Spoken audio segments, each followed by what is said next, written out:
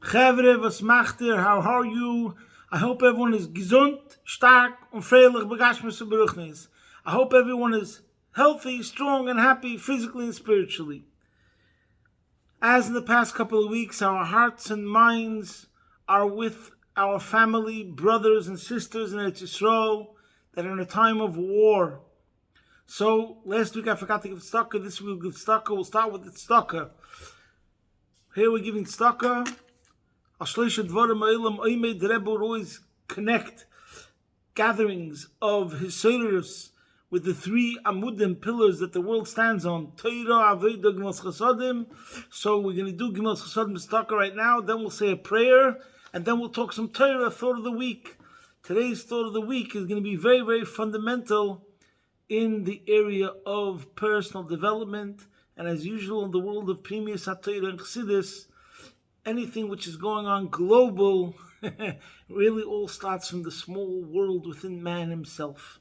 So this is the pasuk we're going to say. It's a pasuk in Tilim, Kapitel Ches, pasuk Gimel, and it's very connected to our situation right now. One of the antidotes, one of the methods, what the Rebbe spoke about concerning war was connected with this pasuk. Mipi oilalim v'yonkim yisadata oiz leman seirerecho, which means from the mouth of babes and sucklings you have established your might to counter your enemies, to silence foe and avenger. Everyone knows that during 1973 in the Yom Kippur War, which is exactly 50 years ago, the Rebbe spoke about this pasuk the summer before. Everyone knows, and the Rebbe spoke about it, that it was a wonder in his own eyes why he had spoken about the subject so much. And he said concerning himself, and I think this could be the only time he ever said it, I don't want to elaborate now, he spoke about the concept of Nibo, v'lo yoda ma Nibo. He had a prophecy, Hashem put into his mind the thought about how we need the psukim coming from children's mouths as a protection. And he had spoken about it in the summer of 73, months before the Yom Kippur War. And when the Yom Kippur War broke out, the Rebbe said, now he sees why Hashem made that he should shturim, he should raise the alarm about this idea as protection to destroy and abolish enemies. So anyways, there's a famous mimer of the Frierdiker Rebbe. It's past, because you see the Rebbe kocht in this mimer very much. The Kibbul HaYehudim Tafesh Pei Zayin.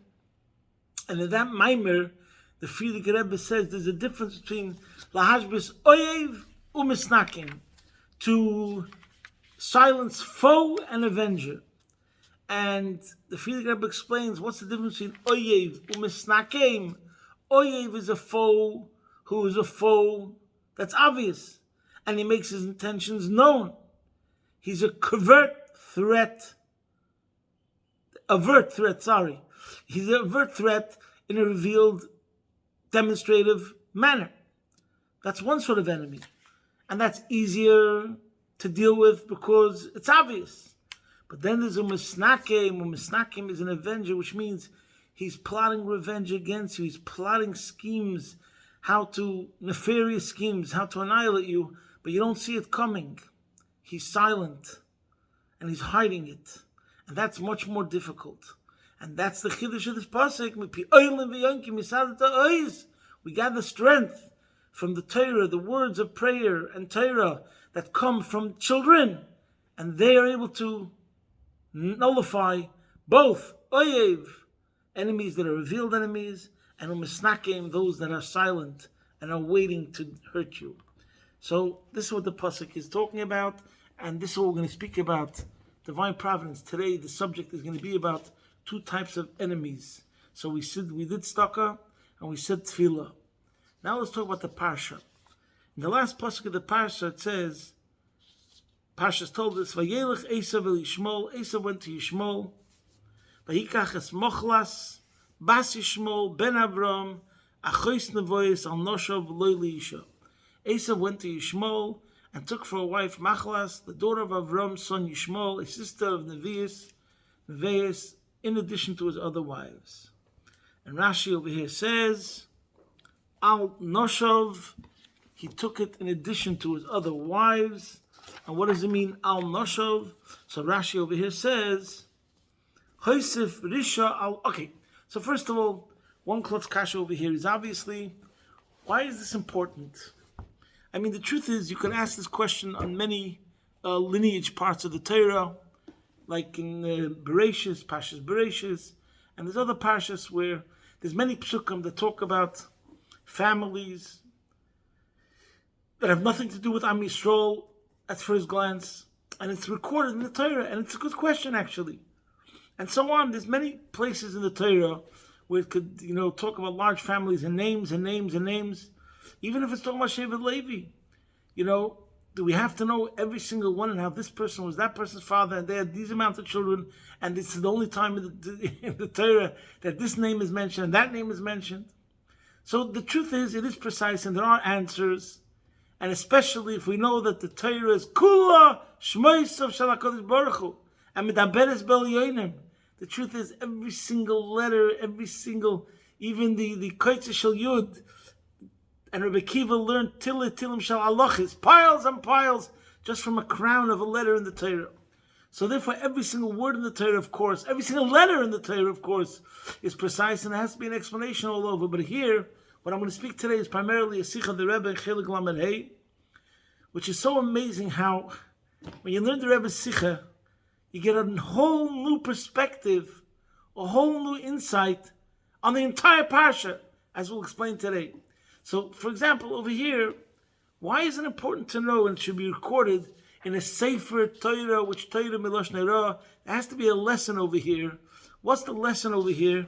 That it says that Esav married the daughter of Yishmael, and then Rashi comes along and over here and says that he took him as a wife in addition to his other wives. Okay, now let's get to Rashi. What's the lesson in this? Now let's talk about the Rashi. Rashi says, Hoisef Rishal Shosei. Sorry that I didn't get the word right. Hoisef Rishal Shosei. He added wickedness upon his wickedness. Shleigera Shirishenish. For he did not divorce the first ones. Okay, there's a simple way to learn Pshat. That, what's the meaning really, what Rashi is trying to say over here? Not the mere fact, this is the Chiddush of the Rebbe's Sikha, not the mere fact that he had many wives, and that those wives were not good wives, even though Machlas over here is a good wife, and that's why a good person, a moral person, and that's why the name Machlas is Milosha Mechila, because the Gemara learns out from here that we see when a day the person gets married, they're forgiven for all the sins. She was a righteous woman. So what's really the problem over here? In addition to the fact that his previous wives did not follow the ways of Avram, because they came from the Chittim, they were females from the tribe of Ches, and Avram didn't want his children or his grandchildren to marry anyone from that tribe. So the Rebbe stresses a different point, and that is, what is the sin over here? The sin over here is what the pasuk says before, Vayikach mochlas bas Yishmael ben Avram. Why? Because he wanted to fool his father. That was the sin over here. In other words, Yishmael was someone who was into deceiving. His trait is deceitfulness, lying, being a hypocrite, and putting on the facade of a moral, righteous person. That's the crime over here. Why? In other words, Vayelech Esav Yishmael ben Avram. Why? Because what does the pasuk say right before that? Vayar Esav kirois b'neis Canaan be'enei Yitzchak Aviv. So since Esav saw that Rois b'neis Canaan be'enei Yitzchak Aviv, so now he wanted to find favor in his father's eyes. So what does he do? He's Mr. Faker. The whole thing is a lie. The whole thing is a sham. The whole thing is a circus. He marries Yishmael's daughter Only the Yitzchak is going to see that and think that Esav has changed his ways, and therefore maybe he'll get more brachas from Yitzchak, even though he lost already the main brachas. But who knows, maybe Yitzchak will add now more brachas for Esav. So the whole thing is one big con job. The whole thing is one lie, treachery, fake. And that's the way the Rebbe learns Pshat over here. That what the pasuk means over here, is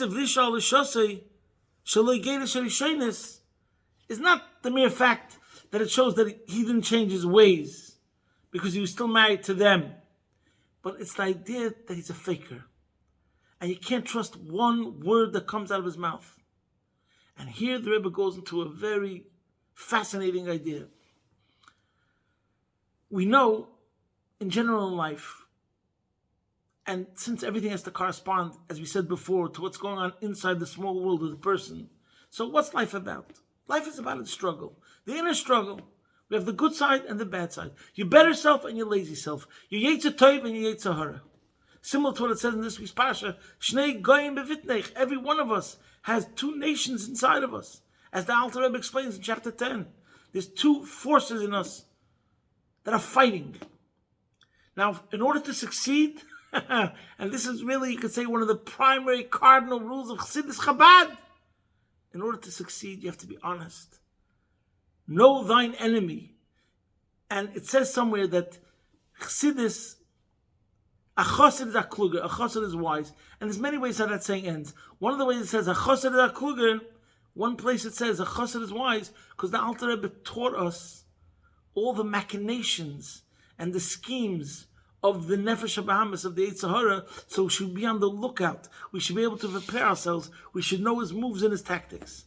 Similar to what it says in Tanya, for example, you should realize, b'yedua she tachbulas hayetzer. Wherever it says tachbulas hayetzer means he comes with one face, and it seems like it's pure, and it seems like it's holy, and it seems like it's just, but it's really treachery, perversion, etc. So now, this is what is the lesson over here concerning Esav, and why Rashi teaches us this over here about Esav. What is one of the DNA essential characteristics of Esav? Deceitfulness. But now let's take it a step further in deceitfulness, and we're going to learn this about our Yetzer Hara and about our Nefesh HaBahamis and about our own struggle. There's two levels of deceitfulness, and this the Rebbe explains. There's the story of Parshas Toldos, and there's the story of Parshas Vayishlach. And over here, we have a new insight in the whole narrative.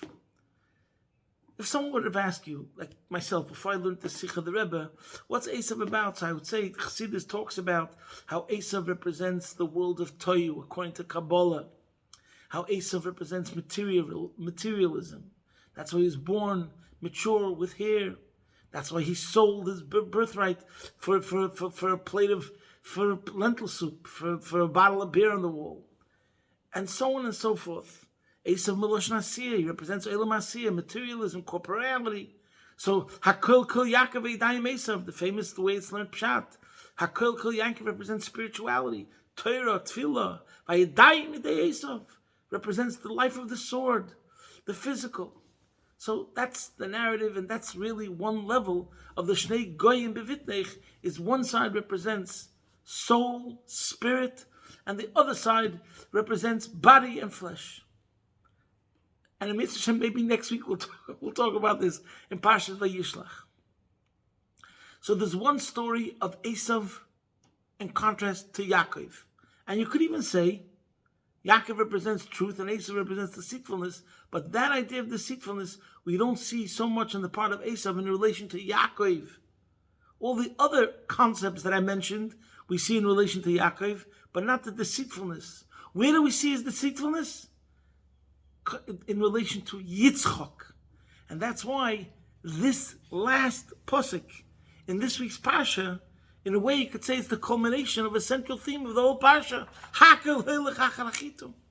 Where do we see this before?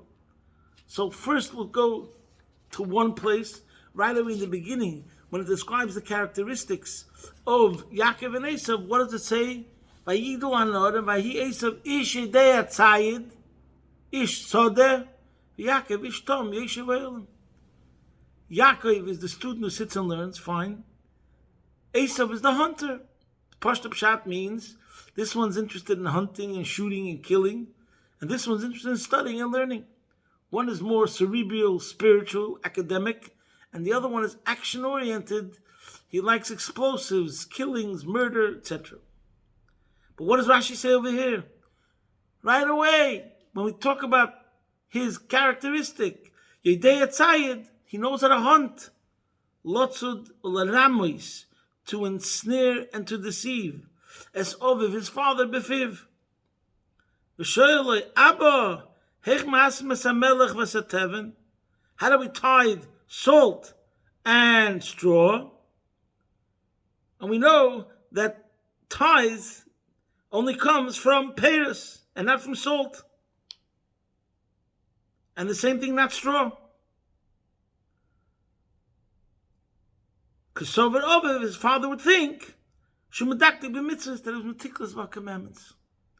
So we see that one of the basic, fundamental characteristics in his DNA is he's a liar, he's a fake. But in that itself, the Rebbe explains, there's the level of Lavan Arami, who's also considered a fake and a con artist. And then there's Esav. And here the Rebbe makes a distinction. There's one level of a deceitful person who just hides the truth. And hides the truth completely. That's one thing. So he doesn't make himself righteous or self-righteous or honorable. He just is a dodgy fellow. You can't trust any word what he said because he's just dishonest. So you can call him dishonest. And he covers up his true intentions completely, and you have to be on guard constantly when you're dealing with such a person because you never know what he's going to do. But then there's the Esav level of deceitfulness. It's a double deception. It's not only that he's covering up on the truth, he makes himself look holy. He makes himself self-righteous. He makes himself look morally superior than the other side. That's the ultimate danger. And obviously, the main Rashi where this comes out is back to the last Rashi, where Rashi says that he added to his wickedness. So the adding to the wickedness is in the previous marriage that he had. And look what Rashi says over here, the famous Rashi. Esav was Vahi Esav ben Arboim Shona, Vayikach Ishes Yehudis Bas Be'eri Achiti, Ves Basmas Baseil Achiti. And then the pasuk says, "V'tiena moiras ruach liyitzchak u'Rivka." So, usually when you learn this, and what you usually remember is that what Rashi says, why was the marriage bad? Why was the marriage bad? They were a provocation. Moiras ruach liyitzchak u'Rivka, they were a provocation of the spirit to Yitzchak and Rivka, as Rashi says, because they're mamrim, they're rebels, because Kol Masei and all the actions of Esav's wives, were cause of anguish to Yitzchak and to Rivka. So usually you think to yourself, that's the major point over here. Here we have Avram Avinu who's teaching monotheism to the world, and that's what he lived for, and that's what every breath of his life, every moment of his life. Echad hoy Avram. Avram is given an echad dakir, everything he stood for in the values and the virtues. Where about that, here comes Esav, his grandchild, and going in the opposite way. So here's Yitzchak, seeing what's going on in his child's home. Esav, that they're doing everything which is the total opposite of everything that Yitzchak, who continued Avram's way, stands for. That's what you remember when you're learning the Pasha. But before that, Rashi says something which in truth, according to the Rebbe Sicha, is a cardinal point in the message and the theme that we have to take away from this week's Pasha, which we see from the beginning, Tzayid Befiv, and this what I'm going to tell you right now, and then all the Pasha ends. So it's 3 times in this Pasha where Rashi brings out this point. And what is that? And this is the main point. Vayihi Esav ben Arboim Shona. Everything is crooked, twisted and perverted by Esav. Esav gets married when he's 40 years old. Why did he get married when he's 40 years old? And by the way, when you think about it, in the Chumash, if you think people live till 180, people live till 127, whatever it is, you'd think 40 is not is not so old. So why did Esav get married when he's 40 years old? Yeah, you could think maybe because Nafshi Choshka Batera, somebody isn't a Torah, so therefore he gets married late.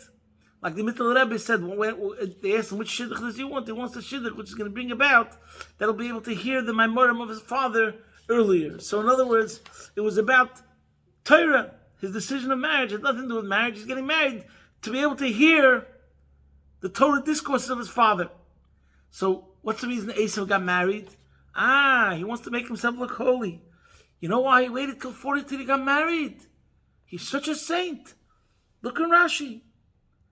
And Rashi says, he tells you straight up, don't be fooled. Don't think anything special or honorable about Esav.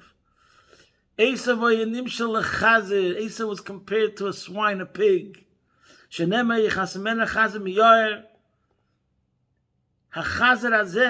pig, when he lays down he stretches forth his hooves. Loimar, as if to say, Re'u shani Torah, see that I am pure. Kach elu, so too.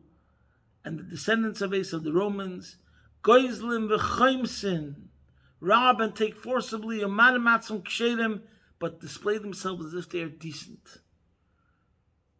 And they learnt it from Esav. Kol arboim shana. You know what Esav was doing until the time he officially got married? Esav would snatch women away from the husband and violate them. You understand what that means? When he turns 40, Omar Abba ben Abayim Shana Nasi Isha. My father married a woman when he was 40 years old. Afanikain, I will do the same thing. So Esav is a hypocrite.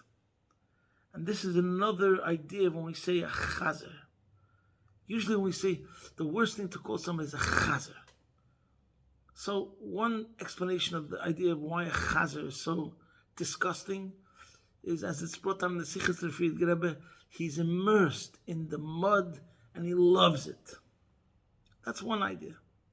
But over here we see the idea of a chazer is the worst of the worst because he wants to present himself as holy and pure. He says, look at my hooves.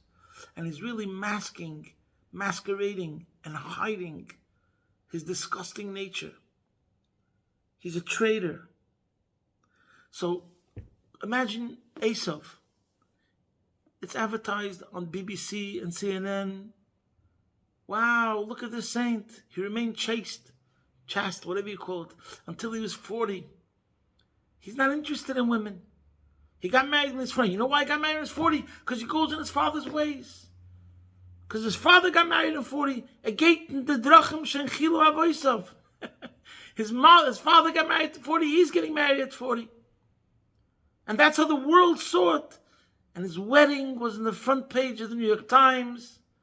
And it made headlines and he advertised it. Look how righteous Esav is. He gets married at 40. And in contrast, nothing could be further from the truth. He's a person who's a complete hedonist. He's a traitor. He's a liar. He stands for everything that's the opposite of everything that Avram stood for. And yet in the eyes of the world, BBC, CBS, NBC, they're advertising him as a hero, as a saint, as a man of virtue and moral superiority. Rachmana litzlan. So first, I don't want to get into it now about what's going on in the world now. I really don't have the keiches. My job is to teach Bacham and Tem Chetim that should have nothing to do with anything in the world. But the level of the lies and the lies and the lies upon lies that's going on in the world now, it's hard to understand. Mamash and Alila's dam. And it makes no sense whatsoever. Hospitals are hospitals. They're not hospitals. They're headquarters of Rishayim Gemurim Yimach Shemom. The places where there's bombs, weapons of destruction and murder. We never saw such a thing before. Guess what we did? Esav. It looks like it's a hospital. It looks like it's the building of healing. When the reality is, it's not a building of healing, it's a building of murder. Lo yomen ki yisuper. So I don't want to get into it. So let's go, like the Rebbe says in the Tzich over there. We have to talk, first of all, obviously, we can't be so foolish as to fall for the enemy from without and whatever's going on into the world. And I hope the world learned their lesson, and all the Yidden should learn their lesson, etc. But now let's go back to the Lashon the Rebbe speaks in the Sikha. I didn't realize it's going to take so long. It's such a short word. But Bekitza, now I realize it's very, very late. We have to go and explain it. There's something called Dakas Hara, and there's something called Gasas Hara. There's something called Rabba Golui, and there's something called Rabba Helam. There's something which is called evil, which is revealed, Oyev, and then there's Umisnakim, there's a Dakas Hara. So the Rebbe in Chassidus talks about, why is this Golus so long? L'chayra, Bayis Rishon, it says, was destroyed because of Gilead Shvichas Dam and Avodah Zarah, and Bayis Sheni is only because of Sinas Chinam, L'chaim, Baruch Atah Adonai L'mechir Meshakal L'bedvorei. So why is that the first Churban Beis HaMikdash only lasted 400 years, the first Golus, and our Golus is over 1900 years, and we're still in Golus? And the answer is because when it comes to Gilead Shvichas Dam and Avodah Zarah, it's obvious. It's Gasas Hara. So therefore, obviously we see the problem, and we can take care of it. Easy peasy schmeezy. But when it comes to Sinas Chinam, when you go over to every single person, you ask him, how's your Avos Yisrael? Me? I'm the nicest guy. Everybody looks into the mirror and says, I'm the nicest guy. I'm so nice. I'm so warm. I'm so caring. That's what every person would say. So when it comes to Dakas Hara, the subtle evil, and like we said, Sinas Chinam, the first response is, it's not Sinas Chinam. I have a reason for it. It's not Chinam. It's not baseless hatred. And because of that, we're still in Golus. In other words, we haven't. You have to be on guard to discern the evil, and then you can take care of it. So when a person is understanding who the enemy is, that he's full of lies, and he can't trust one word that's coming out of his mouth, then you'll be able to deal with it. And that's why Dakas Hara is the biggest problem. You know, it's like in the medical world, everyone's looking for a diagnosis. So sometimes when you get a diagnosis, Hashem Yirachem, no Jew should get a diagnosis, that's a clear bad news. But when it's a clear diagnosis, then you can deal with it. But then sometimes you have situations. I once had a doctor dealing with a certain medical problem. He called this medical problem, it's a tricky situation. He was talking about finding the right medication. It's a tricky situation. It's not an easy one to be able to decide right away. There's going to have to be a lot of trial and error to see what dosage you have to get and which medication exactly. Or sometimes you have what's called a positive negative. Sometimes you don't get a diagnosis and you don't feel so good because you feel there's something wrong, but you don't know what's wrong. What about a case where you don't even know there's something wrong? That's the double deception. And it has the face. The chazer had a hechsher on it. Because the person only saw the split hooves. That's what we're dealing with. There's a famous taich, Chassidus taich, in the Agada where it says, Vayirei one Oisanu HaMitzrim, they did evil to us. So there's a Chassidus taich I once heard, what's the problem? Vayirei Oisanu HaMitzrim, they befriended us. When you have the enemy that says, I'll be a friend, I'll take care of you, we accept you in our universities, you can get degrees, then it's the biggest danger. The one who really wants to trap you, Tzayid Befiv, he wants to trap you with his words. He's a hunter and snare you. He wants to get you. And he knows the best way to get you is through the honey, because it attracts the bees. And that's what the Pasuk says. There's another Pasuk in Tillim, it says, Tzoifa Rosh Latzadik. You have to always remember, you have to examine yourself, because the Nefesh HaBahamis and the Yetzer Hara is looking at you, he's watching you. Tzoifa Rosh Latzadik. He's watching the righteous person. Every second of the day, he's looking to make you have a downfall. And that's how you have to realize in Avodah Pnimis. That's the way it works too. Your animal soul is always challenging you, looking for ways to bring you down. There's a famous story, I said this many times. I once saw this book. I read it in the book of Hasidism, that there was one disciple who asked his master, the master, I don't know which Rebbe, was giving a talk to his disciples, and he said, remember, you should always imagine that the animal side, the Yetzer Hara, is standing over you with an axe ready to chop your head off.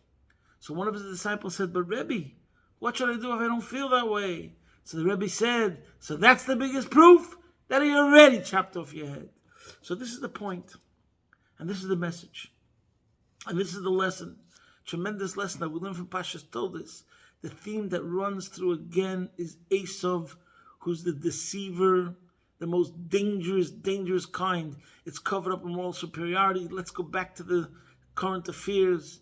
Right now, many people that were part of the social justice warriors, climate change, those organizations, the feminists, the Black Lives Matters, so many articles are now being written by people, Jews that were secular, that were part of all these organizations, and they're writing now and they feel totally abandoned, and they see the truth. They care about everything, cats, dogs, flowers, trees, but they don't care about the Jews. Hashem Yirachem. So other Jews understood this at all times. We're not going to get into it now. But this truth has now revealed itself. The most dangerous enemies are the people that have the face. And right now, this is what the world has fallen into this trap. The people that are protesting Rachmana litzlan against Bnei Yisrael, all in the name of what? Of the victims, all in the name of peace, all in the name of all these things that are lies. It's Poshet Esav. It's a double deception. It's even worse. I don't want to get into it now. They're really mamish tzoifer, like the Pasuk said, tzoifer rosh l'tzadik u'mavakesh la'misoi. They don't care about Jews' lives whatsoever. It's one big world that cares about, I don't know what, trees and dogs, and it doesn't come from a good place. Because if they saw a dog drowning, or the next door neighbor, they would definitely rescue the dog and not the next door neighbor, because why should they rescue their next door neighbor? The dog showed them love, etc. So that's the problem with the world. But now let's translate it in Avodah Pnimiyos, Chabad, Chassidus, and Yiddishkeit. We have to go to the other extreme. If one side is pushing double deception, then we have to examine ourselves and come to authenticity, to be genuine, to be true. That's such a hard avodah. You know, we can go on about this and start another whole shir about talking about making sure a person's avodah Hashem is true, because, you know, you could put on film, you could do mitzvahs, but then you have to say, is it really me? Whatever. So, of course, you still should put on film even if you're not in the mood, and serve the Eibishter even if it doesn't reflect your feelings at this time. So we're not going to get into that dilemma. But let's talk now about striving for higher and striving for excellence. We have to work on ourselves that it should be through and through Teichi Kabarei. What I'm doing externally with my body should reflect inwardly also what's going on, that this is my life. This is my passion. This is what makes me tick. This is what gets me excited. And we have the Yom of Yud Menachemov. See there, the Alter Rebbe would have had 50,000 more Chassidim. Think about this, Yom. The Alter Rebbe would have had 50,000 more followers if he would have taken out the word emes, but he wanted emes. And there's another analogy, I forgot how it goes now, I'll have to maybe look it up. If somebody remembers, please send me straight away the source. There was a chassid who went into the Rebbe, something like this. And he was told, and the discussion in this talk of the Friedrich Rebbe is about truth. And the punchline of the anecdote is, and then the person fainted, like in front of the Rebbe or something, and he had to be dragged out. And the point is, and you think that wasn't with an emes? That also wasn't with an emes. You think he fainted, so it actually reached the point that he fainted. Guess what? Even his fainting is not really true. Because if it didn't come from a real place, it's also a show. So the Eibishter should help. We should realize the spiritual war that's going on over here. We should demand of ourselves more and more that our serving Hashem should come from a place of truth, authenticity, honesty. And the Eibishter will help, and that's Yaakov, also Midosei Emes. The Eibishter should help, and we should realize Hashem Oiz Lama Yitein. Oiz, there's Aza, And then there's the oiz, which comes from Torah. Somebody told me a great line this morning, that Aza is Rosh Tevis, Ezra Hashem Yisborich. From Aza, we're going to see the ultimate level of Ezra Hashem Yisborich, Nisim and Eflois, Kemetzeis Chemeres Mitzrayim. All the soldiers should come back home healthy. It should be the Dan Notzach, in a way of Podah B'Shalom Nafshi, right now, should be the ultimate Dan Notzach, and we should see the Nisim and Eflois, Begula Mitzvah Shleimo, take from Yad Mamish. Good Shabbos, posting from my home, Be'ez Hashem Yisborich, your man in Melbourne.